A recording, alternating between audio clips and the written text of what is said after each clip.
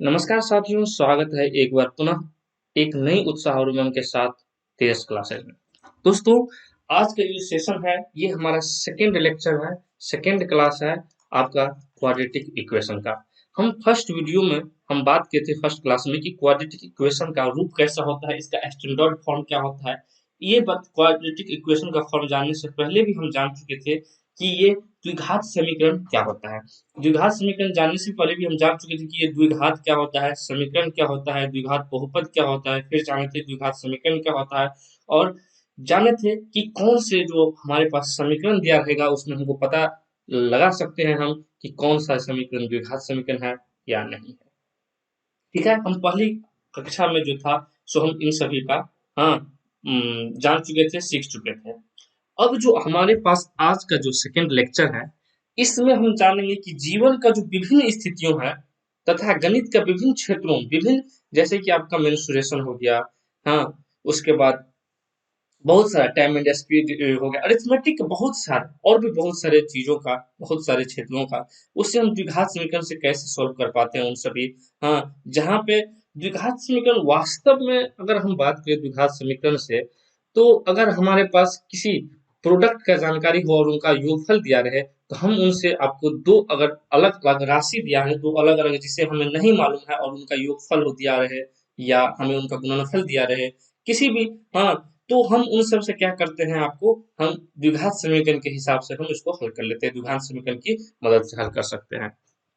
ठीक है, अगर हम बात करें द्विघात समीकरण का, तो हम सबसे पहले इसका डेफिनेशन जान चुके थे, पहली क्लास में हम तो जान भी चुके थे, लेकिन फिर भी अगर रैपिड रिवीजन का बात किया जाए, तो द्विघात समीकरण जो होता है कि कोई भी ऐसा समीकरण होता है जो कि आपको जीरो के बराबर हो, मतलब द्विघात समीकरण की बात कर रहे हैं, न कि अभी बहुपद के बारे में। अगर बहुपद रहता तो यहाँ पर ये जीरो का टर्म नहीं रहता, जो कि कोई भी ऐसा बहुपद जिसका नाम हम मान लीजिए पी एक्स हो और वो ए एक्स स्क्वायर प्लस, एक मिनट, a x square plus b x plus c का रूप हो, तो ये जो टर्म होता है, ये इस पैटर्न पर अगर कोई भी दिया रहता है बहुपद, वो कहलाता है द्विघात बहुपद। जहाँ पे एक कंडीशन होता है कि ए का जो वैल्यू है, सॉरी, ए का जो वैल्यू है वो जीरो के बराबर नहीं होना चाहिए, और ए बी एंड सी जो है सो आपको बिलोंग्स करना चाहिए किससे, तो रियल नंबर से। ठीक है, तो ये था द्विघात बहुपद का। अगर हम द्विघात समीकरण का बात करें तो कोई भी ऐसा समीकरण जो कि जीरो के बराबर हो तथा पी एक्स, मतलब वो ऐसा एक बहुपद होना चाहिए पी एक्स जो कि जीरो के बराबर हो, तथा इसमें जो एक्स का, अगर यहाँ पर एक्स दिया हुआ है तो एक्स का ही बहुपद होगा, वहां पर वाई भी रह सकता है, जेड भी रह सकता है, anything what ever you want. ठीक है, जो भी आप चाहे वहां पर रह सकता है, लेकिन उसका जो मैक्सिमम डिग्री होगा, मैक्सिमम पावर होगा, मैक्सिमम सबसे अधिक घात होगा, वो कितना होगा, तो दो होगा, तो वही क्या कहलाएगी, द्विघात समीकरण कहलाएगी। राइट, द्विघात समीकरण कहलाएगी। अब हम बात करते हैं कि द्विघात समीकरण का हमारी जिंदगी में कहाँ यूज है। ठीक, द्विघात समीकरण का उपयोग हम कहाँ करते हैं, तो अगर हम बात करें द्विघात समीकरण का उपयोग का, तो इसका उपयोग हम वास्तव में वास्तविक जीवन से संबंधित कई समस्याओं को हल करने में करते हैं, कई प्रकार की समस्याओं को हल करने में करते हैं। उदाहरण के लिए अगर हम ले लें कि अगर हमें मम्मी भेजती है आपको मार्केट, ठीक है, सब्जी लाने के लिए, और ये बोल देता है कि देख बेटा, तुम्हारे पास मात्र 10 रुपये है, उसमें तुमको मूली भी लेना है और आलू भी लेना है। ठीक है, तो आपको मूली उतना ही लेना है जितना आपको, अगर जितना मूली लेते हो उससे दोगुने तुमको आलू लेना है। ठीक, और आपको इतना भी ध्यान रखना है कि इनका जो योगफल होगा 10 रुपये होगा। ठीक है, और अगर यहाँ पर एक कंडीशन मान लिया जाए कि इनका जो रेट है सो उनको मम्मी को पहले से मालूम हो और उस हिसाब से रुपया जोड़ कर देता है और अपने बेटे को बोलता है कि तुम अपने हिसाब से लेना। तो अगर उस बेटे को अगर नहीं मालूम है कि हम क्या क्या ले, तो दुकानदार को तो डायरेक्ट बोल देता है कि भाई दुकानदार, भाई साहब आप ऐसे कीजिए कि 10 रुपये लीजिए और हमें अगर आप आलू उतना दीजिएगा, अगर आलू जितना देना है उसके आधे आप क्या दे दीजिएगा, मूली दे दीजिएगा। ठीक है, तो आपको ये बोल देगा। या नहीं तो अगर आप थोड़ा सा भी कंसस हो और आप द्विघात समीकरण जानते हैं, तो आप क्या कीजिएगा, तो आप इसको सॉल्व करके बता सकते हैं कि लीजिए 10 रुपये और इसमें आप इतना हमको आलू दीजिए और इतना आप हमको मूली दीजिए। उदाहरण के लिए, जैसे कि अगर आप मान लिया जाए कि हमारा एक संस्था है टीएस क्लासेस, जिस कैंपस की लंबाई है, जिसकी कैंपस की लंबाई उनका चौड़ाई की दुगुने से 10 अधिक है। ठीक है, और उनका क्षेत्रफल 600 वर्ग मीटर दिया है, तो TS क्लासेज की लंबाई तथा चौड़ाई हमको फाइंड आउट करना है। तो कैसे कीजिएगा? मान तो इस प्रकार के सवालों को फाइंड आउट करने के लिए ना सबसे पहले हम मान लेते हैं कि एक कैंपस है TS क्लासेज की। ठीक है, ये एक कैंपस है जो कि आपको सामान्यतः क्या होती है, आयताकार। यहाँ पर मान लिया जाए एक छोटा है कि एक आयताकार TS क्लासेज की एक कैंपस है जो कि एक आयताकार है, उसकी लंबाई और चौड़ाई दिया हुआ है, जिसमें लंबाई बोलता है कि अगर लंबाई, हाँ, अगर उसकी चौड़ाई की दुगुने से 10 अधिक है, मतलब अगर उसका मान लिया जाए कि लेफ्ट इसकी चौड़ाई जो है सो मान लिया जाए x है, तो उसकी लंबाई जो है सो 2x प्लस 10 हो जाएगा, क्योंकि उनको चौड़ाई जो x है उसका दोगुना कितना हो गया, 2x हो गया। ठीक है, और उनसे भी कितना है अधिक, 10 अधिक है, मतलब अगर लंबाई x है तो ये कितना है 2x प्लस 10, मतलब अगर, हाँ, चौड़ाई अगर 1 होगा तो ये कितना होगा, उसकी लंबाई 12, अगर 2 होगा तो कितना होगा 14, अगर 3 होगा तो कितना होगा आपको 16। ठीक है, तो ये हमारा दिया हुआ है, लेकिन यहाँ पर एक टर्म एंड कंडीशन ये भी दिया है कि उसकी क्षेत्रफल कितना है, 600 वर्ग मीटर है।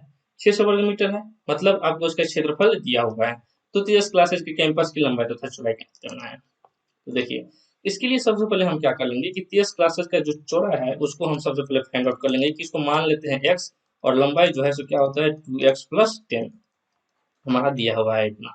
और देखिए यहाँ पर हम जानते हैं कि आयताकार जो हमारा कैंपस है उस कैंपस का जो क्षेत्रफल होता है वो कितना दिया क्या होता है, तो लंबाई गुने चौड़ाई हमारा ये होता है। तो क्षेत्रफल हमारा कितना है 600 स्क्वायर मीटर, और लंबाई हमारा है x, और 2x प्लस 10 जो है जो क्या है हमारा इसका, सॉरी यहाँ पर आपको हाँ, यहाँ पर हो गया आपको 2x प्लस 10, और यहाँ हो गया चौड़ाई हमारा।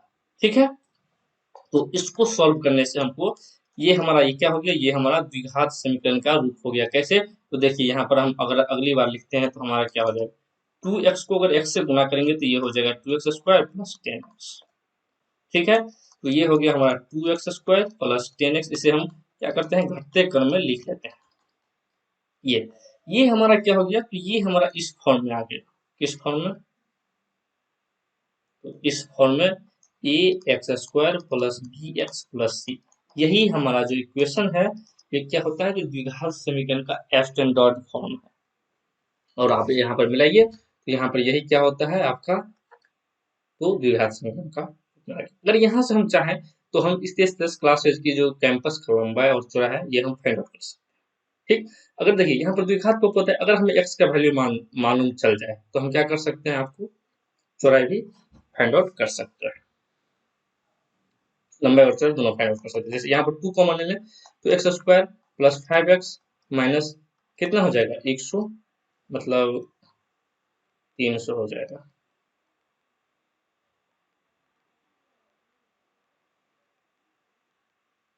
ठीक है, 0। अब हम इसको सॉल्व कर सकते हैं। ठीक है, इसको सॉल्व करने के लिए हम आपको द्विघात बहुपद में भी सिखाए थे कि इसको कैसे सॉल्व किया जाता है। ठीक है, इसके लिए भी बहुत सारी विधि है, जैसे गुणनखंड विधि होती है। ठीक, यहाँ पर हम एक मेथड और सीखेंगे, एक नया चैप्टर जो कि एक नए वैज्ञानिक के नाम पे है। ठीक, ये अभी हम सीक्रेट रहने देते हैं, इसे हम अगले वीडियो में बात करेंगे। ठीक है, और इसका इसका एक अलग वीडियो लेके आएंगे जो कि बेहद ही इंटरेस्टिंग होगा और बेहद ही रोमांचक होगा। ठीक है, तो यहाँ पर जैसे x square plus 5x minus 300 है, तो यहाँ पर 300 को 1 से गुना करेंगे गुणनखंड विधि के द्वारा। तो सबसे पहले 300 को हम ले लेंगे, इसको फैक्टराइज कर लेंगे कि क्या होता है। ठीक, तो ये 75, फिर ये 3 25, फिर 5 और 5। ठीक, अब हम इसको इस प्रकार से करेंगे कि ये हमारा चाहे जुड़ के हो और घटा हो, कैसे जोड़ना है और घटाना है ये हम आपको बता चुके थे। ठीक है, तो यहाँ पर देखिए 2 दूना 4 या 12 25, 25 में से 12 गया तो कितना बचा 13, मतलब ये नहीं होगा। ठीक है, तो 2 दूना 4, 4 पंचे 20 और 5 दिया 15, मतलब यहाँ पर हम ऐसे कर सकते हैं कि x square plus 20x minus 5x minus 300 equal to 0। तो 20 में से 15x, सॉरी यहाँ पर माइनस 15x हो जाएगा। ठीक, तो ये हमारा इस समीकरण को भी संतुष्ट करता है। तो यहाँ x कॉमन लेंगे तो x माइनस 20 और माइनस 15 कॉमन लेंगे तो x माइनस 20 इक्वल टू 0। ठीक, तो यहाँ से हमें x माइनस 15 और x माइनस 20 यहाँ पर माइनस लेंगे, प्लस हो जाएगा x प्लस 20 जो कि इक्वल होगा। अगर x plus 20 equal to zero होगा, x प्लस 20 इक्वल टू अगर जीरो होगा तो x बराबर कितना मालूम होगा, x बराबर वैल्यू हो जाएगा -20। तो कोई भी हो तो लंबाई और चौड़ाई जो है हमेशा निगेटिव कभी नहीं रह सकता है, इसीलिए x का मान जो है 20 नहीं होगा। क्या होगा, 20 वैल्यू नहीं होगा। तो यहाँ पर अगर हमारे पास एक और गुणनखंड बचता है x माइनस 15 जो कि इक्वल होगा 0 के बराबर, तो x बराबर 15 मतलब ये क्या होगा हमारा चौड़ाई जो है सो कितना है हमारा 15, x का वैल्यू है तो ये हमारा 15 हो गया। तो जो 30 क्लासेस की कैंपस है उसका जो है सो चौड़ाई कितना है, तो 15 मीटर है। यहाँ पर वर्ग मीटर दिया हुआ है तो समझिए 15 मीटर है। कितना है, 15 मीटर। ठीक है, 15 मीटर है। अब देखिए, अब यहाँ पर अगर लंबाई जानना हो तो लंबाई क्या होता है, लंबाई का जो हमारा समीकरण है वो कितना है 2x प्लस 10। तो 2 इंटू एक्स का मान लेंगे 15 प्लस 10 मतलब कितना हो गया 30 10 40। अब देखिए, अब उनका जो क्षेत्रफल है तो 15 गुने 40 बराबर कितना हो गया हमारा 600 स्क्वायर मीटर हो गया। ठीक है, 600 स्क्वायर मीटर हो गया।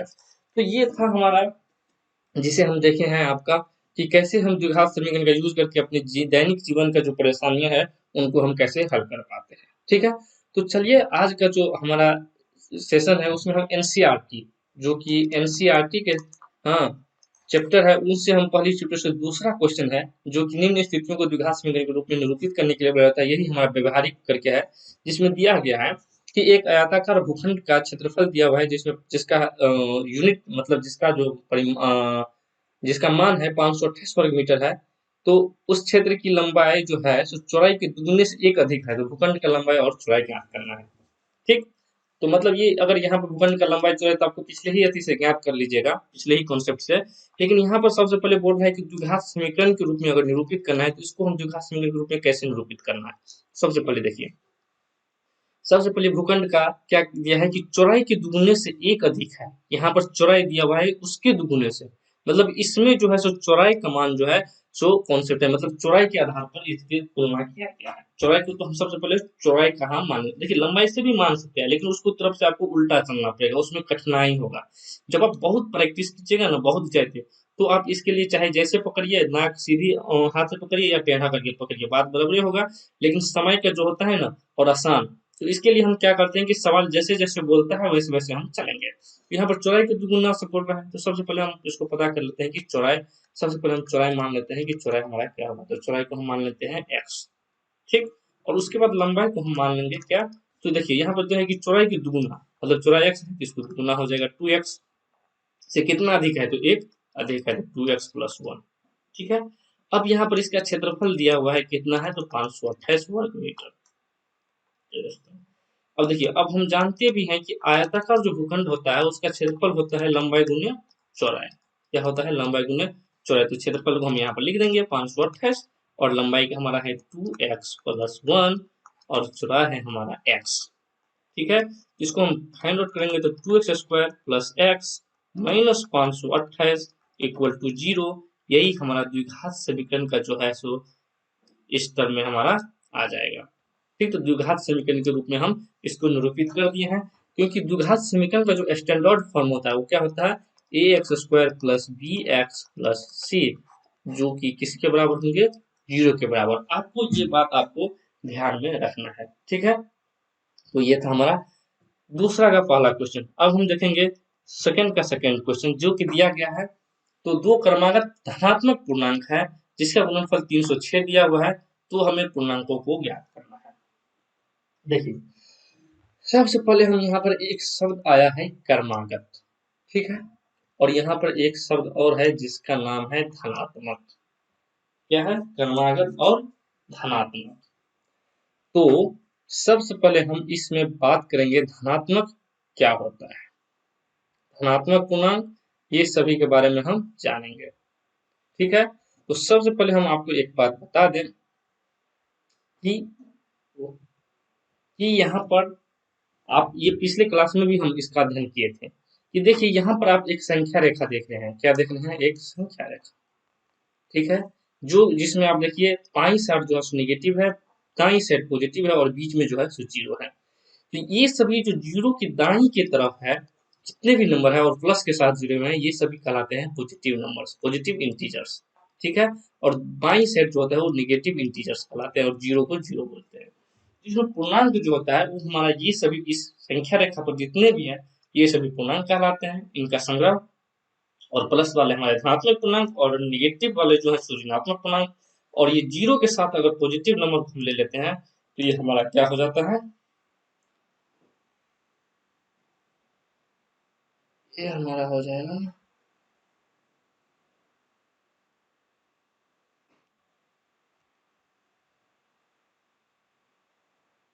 ये हमारा हो जाएगा क्या, जीरो के साथ लेते हैं तो ये हमारा हो जाएगा नॉन निगेटिव नंबर। ठीक है, तो इतना तो आप हमारे जान लिए। सबसे पहले जान लिए कि द्विघात समीकरण क्या होता है। ठीक है, उसके बाद सॉरी, जान लिए कि धनात्मक पूर्णांक क्या होता है। अब बात करते हैं क्रमागत का। क्रमागत कहने का मतलब कि एक के बाद एक लगातार में जो हमारा आता है उसको हम मान लेते हैं एक। अगर यहाँ पर धनात्मक पूर्णांक दिया हुआ है तो यहाँ पर हम पूर्णांक में देखे थे कि ये क्या होता है। जैसे अगर हम एक लिखते हैं तो हमारा क्रमागत धनात्मक पूर्णांक क्या हो जाएगा, दो हो जाएगा। दो का अगली जो क्रमागत धनात्मक पूर्णांक होता है ये हो जाएगा तीन, मतलब आगे की तरफ चल जाता रहता है। ठीक है, तो यहाँ पर हमारा दिया हुआ है कि क्रमागत धनात्मक पूर्णांकों का गुणनफल 306 दिया है। तो हम अपने और हमको मालूम नहीं है कि ये कौन सा जो ऐसा टर्म है जिसका लगातार क्रमागत टर्म को गुना करने पर हमको जो प्राप्त होगा सो कितना होगा, 306 होगा, ये हमें नहीं मालूम है।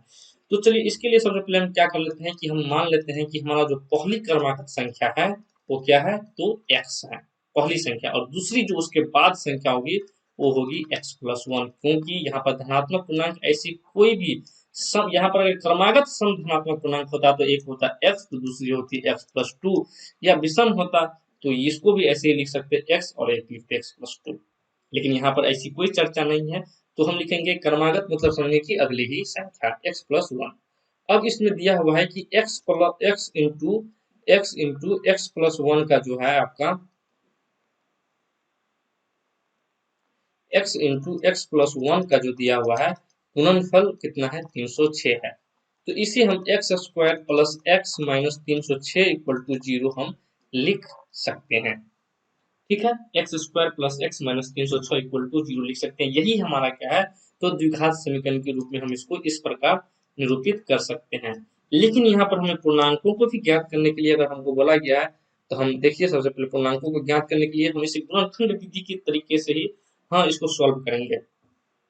ठीक है, तो द्विघात गुणनखंड विधि से सॉल्व करने के लिए सबसे पहले हम क्या करेंगे, 306 का गुणनखंड करेंगे। फिर हम अपने मन में डिसाइड करेंगे कि घटाने के बाद कौन सा ऐसा है जिसको जोड़ने और घटाने के बाद x हो जाए, और इन दोनों का जो गुणनफल होगा वही जिसको घटाने के बाद या जोड़ने के बाद x होगा, उसी को जो गुना करने के बाद 306 हो जाएगा। तो हम इस तरह से इसको क्या कर सकते हैं, सोल्व कर सकते हैं। यहाँ पर हम सिर्फ द्विघात समीकरण के रूप में इसको निरूपित यहाँ पे करेंगे। ठीक है, चलिए तीसरा क्वेश्चन है कि रोहन की माँ, ये हमारे उम्र के से रिलेटेड है। रोहन की माँ उसे 26 वर्ष बड़ी है, कितनी बड़ी है, उससे 26 वर्ष बड़ी है। ठीक, उनकी आयु का गुणनफल अब से 3 वर्ष पश्चात 360 हो जाएगी।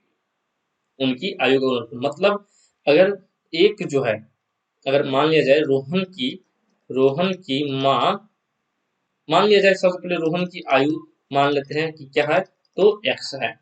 तो रोहन की माँ की आयु क्या हो जाएगी, x+26, कितना हो जाएगा, x+26। अब क्या बोल रहा है कि उनकी आयु का गुणनफल अब से 3 वर्ष पश्चात 360 हो जाएगी, मतलब 3 वर्ष पश्चात रोहन की आयु कितना हो जाएगी, तो x+3, और उनकी माँ की आयु हो जाएगी x+26+3 अर्थात x+29, इतनी हो जाएगी। ठीक है, अब यहाँ पर बोल रहा है कि इनके जो गुणनफल है मतलब x+3 और x+29 का जो गुणनफल है वो कितना हो जाएगा, 360 हो जाएगा। ठीक है, तो हमें इन रोहन की वर्तमान आयु ज्ञात करना है। वर्तमान आयु ज्ञात करने से पहले आपको द्विघात समीकरण के रूप में हम हाँ इसको पहले हम लिख लेते हैं, निरूपित कर लेते हैं, उसके बाद हम देखेंगे। तो सबसे पहले गुना करने के लिए x कॉमन लेंगे यहाँ से। ठीक है, x कॉमन लेंगे और उसमें हम गुना करेंगे x+29 का, फिर +3 को कॉमन लेंगे और हो जाएगा x+29, जो कि बराबर हो जाएंगे किसके, तो 360 के। यहाँ पर हो जाएगा x² + 29x + 3x + 87 360। ठीक है, अब यहाँ पर x² + 29x + 3x कितना हो जाएगा, 29x प्लस 3x हो जाएगा 32x, ठीक है। और यहाँ पर 300 में से अगर 27 घटाएं, 27 में से 100 में से 27 घटाएं तो कितना हो जाएगा 73, मतलब 273 यहाँ पर इसका वैल्यू हो जाएगा, क्योंकि ये आप इसको इस साइड से जो घटाइएगा जाके तो 273 हो जाएगा। और जब बराबर को हम यहाँ से एलिमिनेट करेंगे, यहाँ पर बराबर के अगर लेफ्ट साइड में लाएंगे तो ये प्लस होगा साइन माइनस 0 हो जाएगा, ठीक है। अब यहाँ पर 7 273 हो गया, यही जो है हमारा क्या है तो द्विघात समीकरण के रूप में है, क्योंकि ax² plus bx plus c जो है बराबर 0 इसका व्यापक रूप होता है, स्टैंडर्ड फॉर्म होता है यही। तो हमको द्विघात समीकरण के रूप में निरूपित करना था, हमने निरूपित कर दिया है। आप इसे अगले अगले हाँ गुणनखंड विधि से आप इसे हल करके रोहन की वर्तमान आयु ज्ञात कर सकते हैं।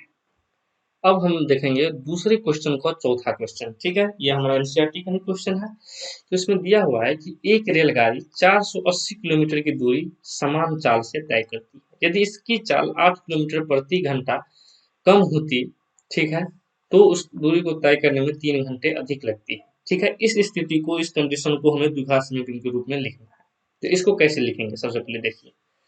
सबसे पहले हमारा यहाँ पर दिया हुआ है कि जो दूरी जो है सो कितना दिया हुआ है, डिस्टेंस तो 480 किलोमीटर, और हम मान लेते हैं कि चाल बराबर जो है सो क्या होता है, चाल क्या है हम मान लेते हैं x माना कि, ठीक। तो इस 480 किलोमीटर की दूरी को तय करने में हमारे पास समय कितना लगेगा, 480 बट्टे x, ठीक है, कितना समय लगेगा। लेकिन यहाँ पर क्वेश्चन के दूसरे भाग में बोलता है कि यदि इसकी चाल 8 किलोमीटर प्रति घंटा, तो चाल 8 किलोमीटर प्रति घंटा कम करने पर इसका नया जो चाल हो जाएगा क्या हो जाएगा, x माइनस 8 किलोमीटर प्रति घंटे, ठीक है। तो इसी दूरी को तय करने में जो समय लगेगा कितना लगेगा, 480 बटा x माइनस 8। अब देखिए, इसको तय करने में जो जितना 3 घंटा अधिक लगा है और इसको 3 घंटा कम लगा है, तो यहाँ पर अगर हम इसको 3 घंटे घटा देंगे, ठीक है, यहाँ पर तो क्या हो जाएगा, ये हमारा बराबर हो जाएगा। तो इसको हम लिखते हैं प्रश्न से क्या दिया हुआ है, तो 480 बट्टे एक्स बराबर 480 बट्टे एक्स माइनस 8, लेकिन इसमें अगर 3 घंटे हम जोड़ दें तो ये हमारा बराबर हो जाएगा कि नहीं हो जाएगा, बिल्कुल हो जाएगा। तो चलिए हम इसको सॉल्व करते हैं, ठीक है, क्योंकि हमको द्विघात समीकरण निकालना है। इसको सोल्व करने के बाद हमको पता लगता है क्या करते हैं, क्या करेंगे सोल्व करने के लिए, सबसे पहले 480 बट्टे एक्स माइनस 8 लिखेंगे, और एक्स वाले टर्म को जितना भी होता है उसको हम क्या कर लेंगे, तो इस साइड ला लेंगे, बराबर हो जाएगा 3। अब इस 480 को क्या कर लेते हैं, हम कम कर लेते हैं, कॉमन लेते हैं, इसको हम कैलकुलेशन से बचने के लिए ऐसे किए हैं, ठीक है। एक्स माइनस 8 बट्टे 1 माइनस एक्स, जो कि किसके बराबर हो गया, 3 के बराबर, ठीक है। यहाँ पर हो जाएगा 480 को हम उस साइड ले जाएंगे तो यहाँ पर आ जाएगा, ठीक है। तो हम इसको यहाँ पर लिख देते हैं 3 बट्टे 480, मतलब 1 बट्टा 160, ठीक है, मतलब इसको मोटा मोटी कितना हो जाएगा, 1 बट्टे 160। अब इसको जो एलसीएम लेंगे तो हमको क्या हो जाएगा, x इंटू एक्स माइनस 8, यहाँ पर हो जाएगा x माइनस यहाँ पर x प्लस 8, कितने के बराबर हो जाएगा, 1/160 के बराबर। ये x और ये x काट देगा एक दूसरे को, तो यहाँ पर हो जाएगा x इंटू एक्स माइनस 8, इसको क्रॉस प्रोडक्ट करने पर यहाँ पर हो जाएगा 160 गुने 8, ठीक है। तो x square minus 8x minus 1280 equal to 0, यही हमारा क्या हो गया, तो इसका द्विघात समीकरण का एक रूप हो गया, क्योंकि हम जानते हैं कि द्विघात समीकरण जो होता है सो हमारा क्या होता है, a x square plus b x plus c equal to 0, यही हमारा द्विघात समीकरण का स्टैंडर्ड फॉर्म है। तो ये था, हम देखें कि द्विघात समीकरण को कैसे हम अपने व्यवहार, हमारे वास्तविक जीवन में जो आसपास घटने वाली घटना है इसको हम कैसे इसको द्विघात समीकरण की मदद से कैसे सॉल्व कर पाते हैं और हम अपनी कठिनाइयों को सॉल्व कर लेते हैं। तो इसमें बहुत बड़ी योगदान है द्विघात समीकरण को, तो ये भी हम सीख लिए हैं। अब अगली बार सीखेंगे हम एक नया कॉन्सेप्ट के साथ, एक नई उमंग और उत्साह के साथ। मिलते हैं अगली नई वीडियो में, ठीक है, ओके, बाय बाय।